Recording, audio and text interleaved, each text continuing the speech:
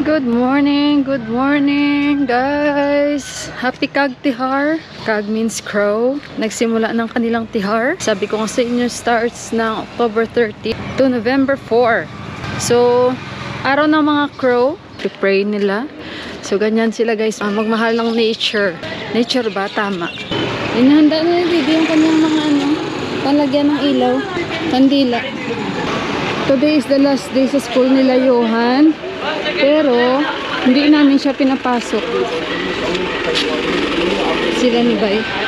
Sila. So, yan yung basura na truck dito. Ang dami ng binta ni Didi, oh. Na marigold. Ang dami na niyang binta, oh. Pag mga ganitong time, mabenta na ang mga ito. Kote, Didi! Tanungin natin si Didi. Kote. Kag. Oh, ngayon kag. Oh. Kote. Ikpis. Kilo. Kilo kote. 300. Bolin. Lakshmi Puja bukas. Ayan. So bukas ay Lakshmi Puja. Bukas sila mag-iilaw. Bukas sila mag-iilaw ng bahay nila. Si Lakshmi Puja guys ay yun ang kanilang God of Wealth. Kaya sila nagla-lights para the more lights, the more pera na papasok according sa kanilang paniniwala. So lahat yan sila today is very busy. Mamimili ng mga pang-ilaw nila bukas. At ayun. So today na yung pinaka-highlights guys. At gutom na kami. Dahil late kaming nagising. So mag-breakfast muna tayo. Ayan oh, namumula-mula na sila oh. Yan, yung tanim ni Buwa. Masaya na oh. Morning. Ito yung breakfast namin. Omelette parota. May isa kaming manok na natira. Yan yung ating suman or yung botong. And then yung aming tea. Si di pa kakain ito ng suman. Gusto niya nito. Ito oh. Ang sarap.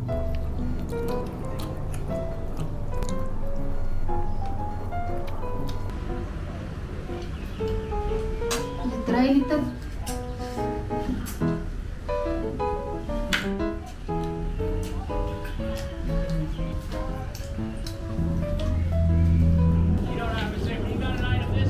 Mag-check tayo dito. Check tayo dito.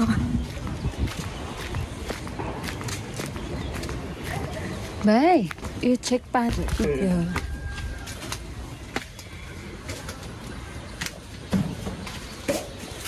Yung bayo, side na. Guys, sa wakas may kuryente na kami. Ngayon lang talaga. Mag-alas 4 na. Imagine nyo, mula kaninang umaga, wala tayong kuryente. Ngayon lang may kuryente. Alam nyo ba, dahil walang kuryente, naboring ako. Grabe yung paglilinis ko, guys. Lalabas tayo dahil bukas ay Lakshmi Puja.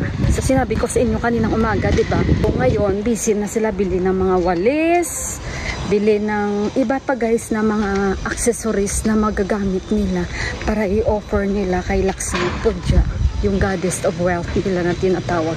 Marami yan eh. So bukas yung pinaka nila, no? Kumbaga madami silang gagawin bukas. Gagawa na sila ng mga ranggoli. Kasi ito na rin yung time na marami tayong makikita, nagbibenta na sila ng mga makukulay, yung mga powder na color, the powder. So, lalabas tayo dahil bibili din ako ng walis. Actually guys, yung walis namin, sira-sira na talaga ba? Hindi ako nakabili talaga ever since ang bagong walis.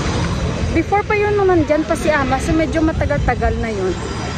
So, bibili tayo dito banda sa amin. Yan, ito na yung nila, mga garland nila. At marigold.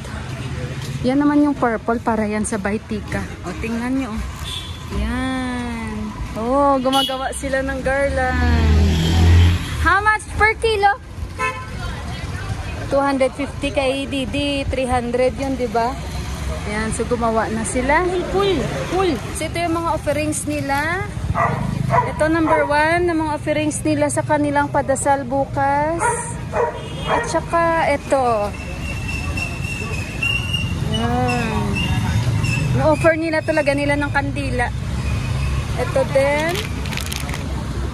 At ito, yung mga pakulay sa Baitika. Oh, sa Baitika ito. At saka yan. Nepalinam. Ang hirap. Bakamali. Dito na lang ako bibili. Okay, I buy here. Ay, meron pala sila ni Bay. Ibay tika o. So, Rangguli. Oh, ito naman sa Rangguli naman ito. Yan. Ayo, Lakshmi Puja. Boli. Ito yung god nila, si Lakshmi Puja, guys. Yan. Yung goddess of wealth nila. Iba-iba yan eh. Ito. Yan. Iba-iba yung god nila. Tapos, ito yung para sa kunam. Ito naman para sa kandila. Bukas, no? Ito usually yung nilalagay ni Ama sa kanyang puja room. Tapos maraming kandila. Ito parang clay ito eh. Rato-mato. Tapos sa puja din, ginagamit din nila, magpadasal sila. And this one, I will buy. Bili tayo. Ibang klase ito ah. Pero mabigat siya. Mabigat. Bili ako dito kay Bay. Yung kote Bay? 100 rupees. Oo, ito nga ang presyo. Kasi nga wala akong walis. Teka lang guys. Bigyan ko maganda. Ito, abili tayo. Ayun yun, Nanglo. Ito naman nilalagyan nila silrote. I-offer nila rice. Kalalaw sa Ilonggo ba? Ito. Wala na rin kasi kami. Ano ba yun? Kote? Kote? 100 also. Wala din kasi kami eh. So, bili tayo nito. Guys, tingnan nyo, nakabili na tayo. Binibili din ako. Wow! Ang sagana ng sag ni Didi, guys. Ang sagana. Tingnan yung sag ni Didi, oh. Yan, may broccoli siya. Kasi nagrayosag na ako kanina, eh. May broccoli siya. Natawa si Bay, bit-bit ko walis. Ito na, may at least bago. Mga sag, I think yan.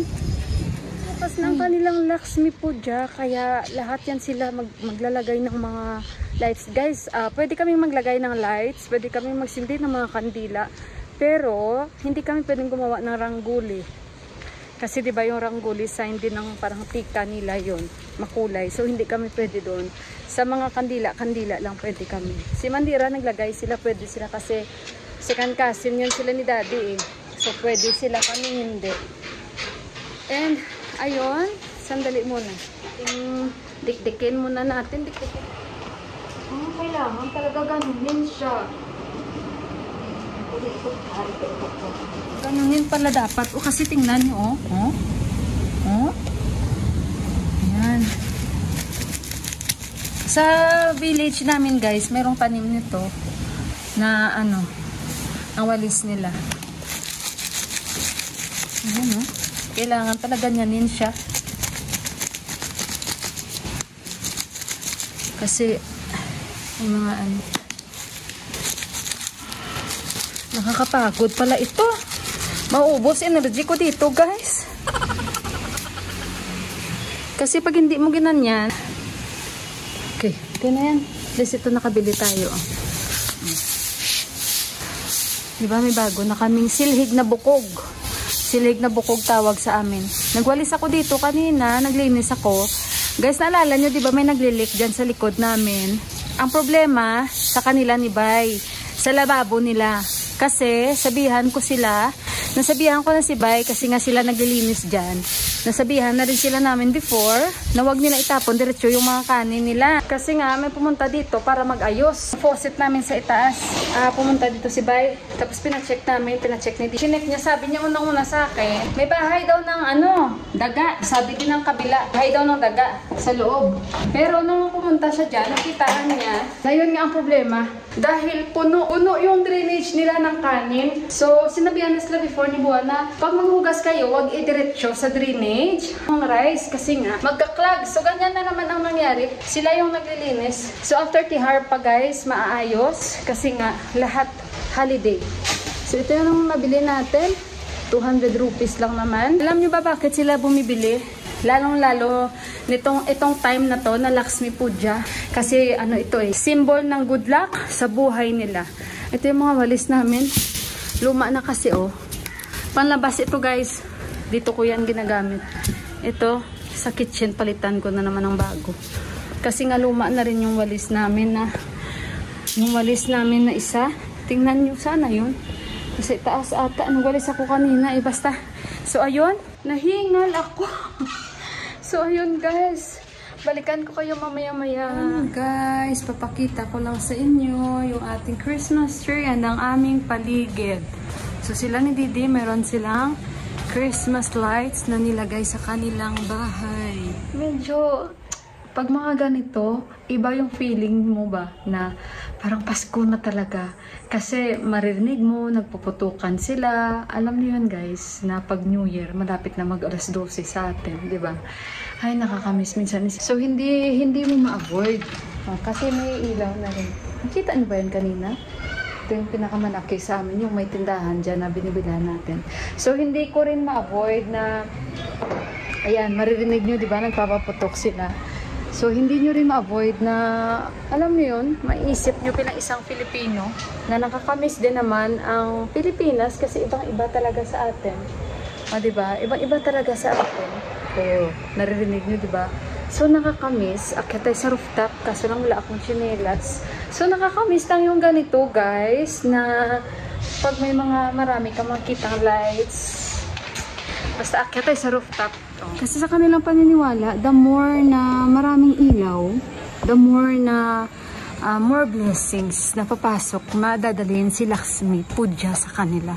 So, yung iba guys, ang ginagawa nila, bukas pa yan sila maglalagay. Yung parang ano lang, ganong araw lang sila maglalagay. Ayan, nakakatuwa kasi yung paligid natin puno ng mga ilaw. O, diba? How much more sa pinakasentro talaga ng Kathmandu guys. Gusto kong mag-ikot nga dahil para makita nyo rin. Pag Festival of Lights dito. Wala pa ito sa amin guys. Pag lumabas pa tayo, makikita pa natin ang lahat-lahat. Na maganda kasi nga mga bahay nila, diba? So ayun guys, i-end ko na yung aking vlog. Maraming salamat pong muli sa inyo. And sa mga bagong nag-subscribe sa akin, maraming salamat po. At baka naman sa mga hindi pa nakapag-subscribe sa akin, baka may time kayo, mag-subscribe na kayo. Nahingal na ako. So, ayun lang guys. God bless you all. Good night and happy Tihar. And I love you all. Bye guys!